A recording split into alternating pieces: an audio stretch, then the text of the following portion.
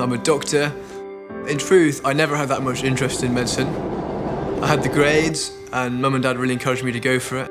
I think my parents wanted me to have a good living so I could have a nice middle-class life and be able to buy nice things and have nice holidays and be secure and comfortable. I didn't want that. No, I've never wanted that.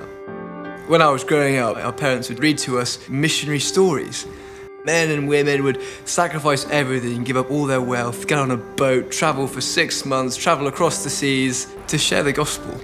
Entire communities and peoples and nations were transformed as a result. And growing up, I just thought, I want to be like those people. Those people, they haven't just found something worth dying for, they seem to have discovered the secret of living as well. Real, incredible, purposeful lives.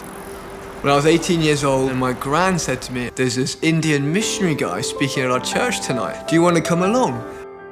There he was, telling all these stories of what the missionaries in India were getting up to, how they were risking their lives, traveling, facing adversity, but winning people, changing communities. And I said, hey, this sounds like the stories I had read to me growing up. I thought people like these didn't exist anymore. I thought they were locked away 100 years ago. 6 months later, I got on a plane and I traveled to India. I met with Das and we traveled around the mission fields. These people had come to know Jesus, but their whole community and social situation had been transformed as well. 5 years previously, the gospel had never come to this place. And there I was worshipping with the church there. That place has never had the gospel come to it. And now there's a church there. That's history in the making. So I said to myself, right, scrap all what my plans were because they're rubbish. I want to be a part of what's going on here. And I said, look, Das, this is amazing. How can I help?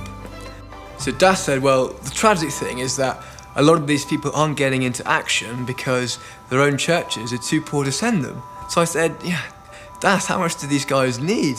He said, well, in your terms, about £50 a month. The thought that someone isn't being sent to an unreached village to plant a church for that much money, that's madness. That's crazy. That's the saddest thing I've ever heard. At that point in time, I just said, right, let's try and ramp up this level of sacrificial living because every £10 I can save is a fifth of a missionary's monthly support in India. That's amazing. We don't think anyone should be without access to the gospel, and to have access to the gospel, they need to have access to the church. So that's our vision. People encountering Jesus, having their life transformed forever and living forever with him. A church in every village in India.